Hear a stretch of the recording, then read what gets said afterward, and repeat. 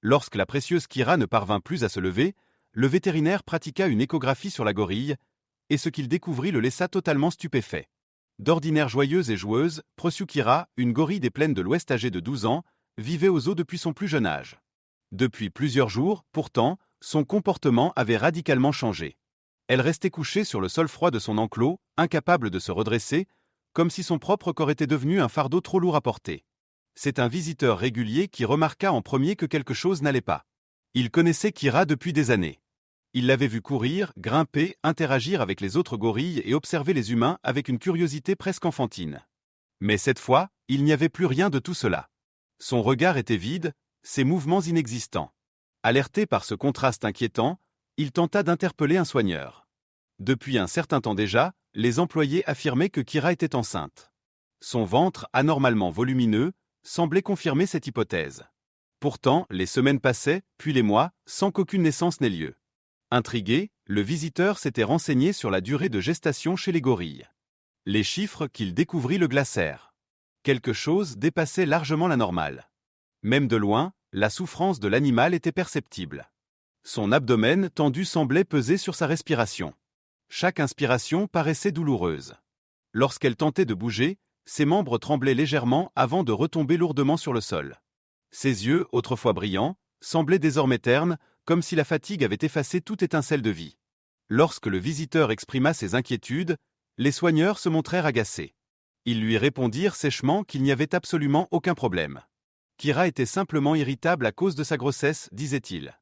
On lui demanda de ne pas interférer et de faire confiance au personnel du zoo. Le Riverside Wildlife Park, un zoo privé situé à l'extérieur du Mississippi, se targuait pourtant d'offrir des conditions exemplaires à ses animaux. Kira en était la preuve vivante, du moins en apparence. Elle avait toujours été la star du parc, celle devant laquelle les visiteurs s'attardaient le plus longtemps. Les enfants la désignaient du doigt émerveillés, tandis que les adultes s'étonnaient de son intelligence et de sa douceur. Mais ce spectacle avait disparu. Jour après jour, Kira restait immobile. Elle ne jouait plus, ne réagissait presque plus au son autour d'elle. Certains jours, elle semblait même lutter pour garder les yeux ouverts. Plusieurs visiteurs, troublés par cette détérioration évidente, signalèrent la situation. Tous reçurent la même réponse mécanique : elle va bien. Elle est enceinte. Le ventre de Kira continuait pourtant de grossir, d'une manière inquiétante. Aucun comportement maternel n'apparaissait. Aucun signe annonciateur d'un accouchement. Pire encore, elle semblait manger de moins en moins. Sa maigreur devenait visible malgré son abdomen distendu, créant un contraste alarmant que personne ne voulait reconnaître. La situation prit une autre dimension lorsque Ryan, une personnalité suivie par des millions de personnes sur les réseaux sociaux, visita le zoo après avoir entendu parler de la gorille.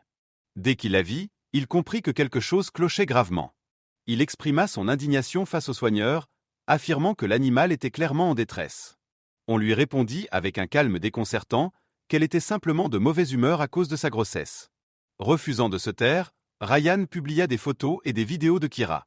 Les images montrant la gorille allongée, incapable de se lever, firent rapidement le tour d'Internet. L'indignation fut immédiate. Des milliers de commentaires affluèrent. Des vétérinaires commencèrent à s'exprimer publiquement, remettant en question la thèse de la grossesse.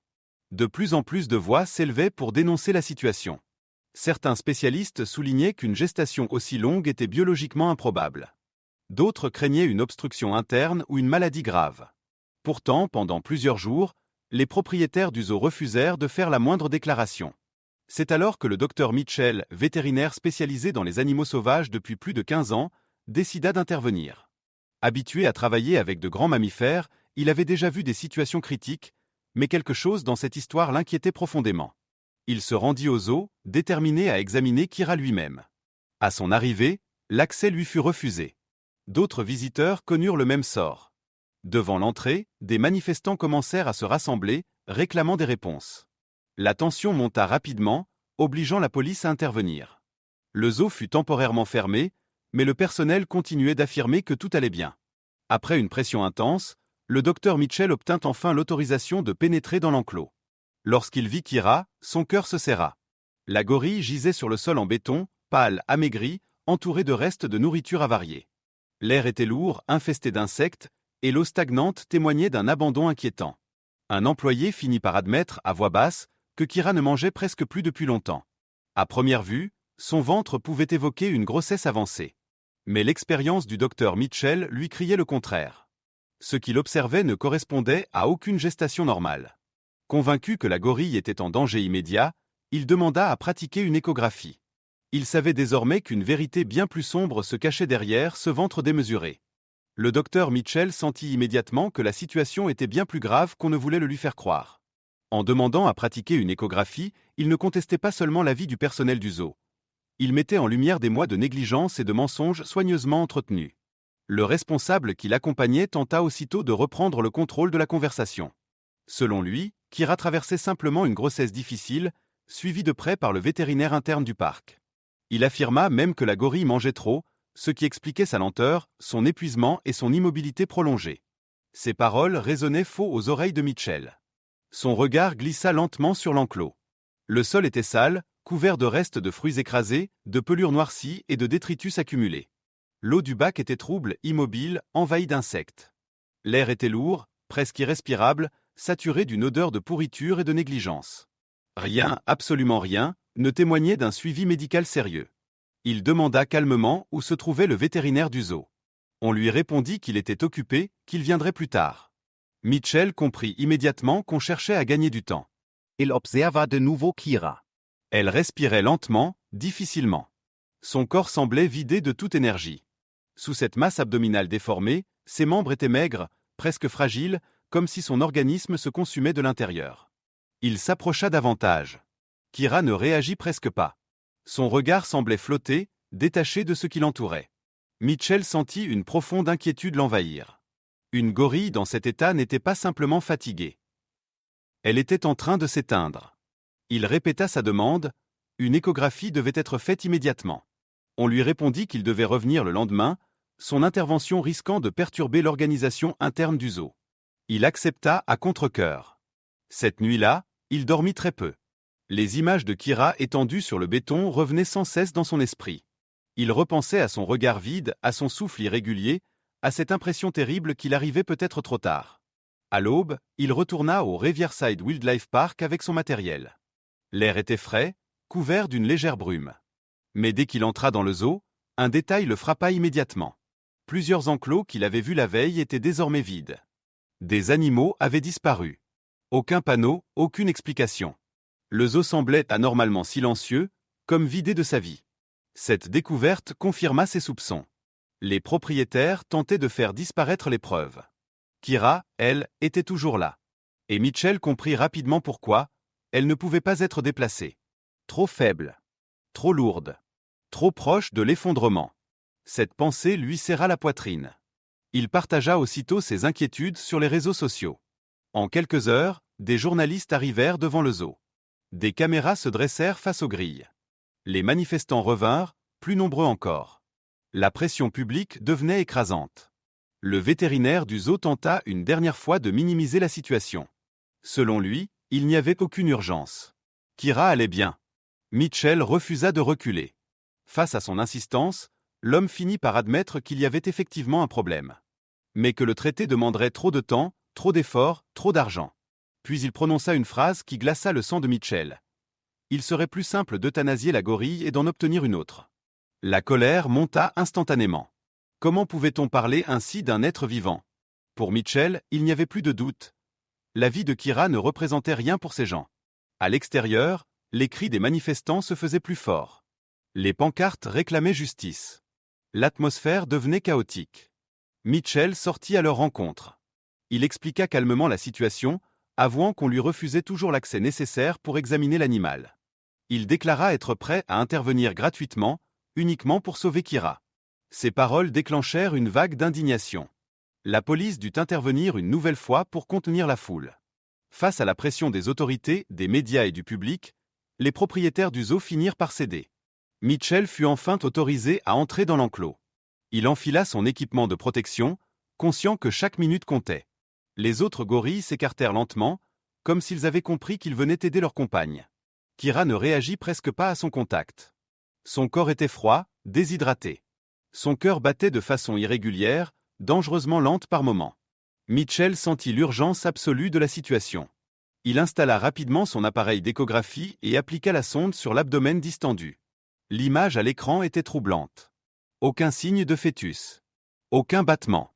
Il ajusta langle, recomenca, insista. Toujours rien. Son souffle se coupa lorsqu'il comprit. Ce n'était pas une grossesse. Ce qu'il voyait n'avait rien de naturel. Une masse énorme occupait l'intérieur du corps de Kira. La vérité s'imposa brutalement à lui. Ce qu'ils avaient appelé une grossesse cachait quelque chose de bien plus grave. Et Mitchell savait désormais une chose avec certitude, le temps était presque écoulé. Le silence qui suivit la lecture de l'échographie fut presque insoutenable. Le docteur Mitchell resta immobile, les yeux fixés sur l'écran encore allumé, comme si son esprit refusait d'accepter ce que les images venaient de révéler. Aucun battement. Aucun mouvement. Rien qui puisse confirmer la présence d'un fœtus. À la place, une masse compacte, informe, envahissait l'espace où la vie aurait dû se développer. Mitchell sentit une pression lourde s'abattre sur sa poitrine. Ce n'était pas une grossesse. Cela ne l'avait jamais été.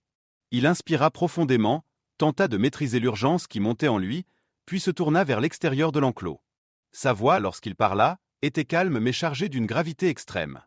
Il expliqua que Kira était en danger immédiat, qu'une intervention devait être pratiquée sans délai. Chaque minute perdue réduisait ses chances de survie. Autour de lui, les journalistes cessèrent de parler. Les manifestants se turent. Le monde semblait suspendu à ses paroles.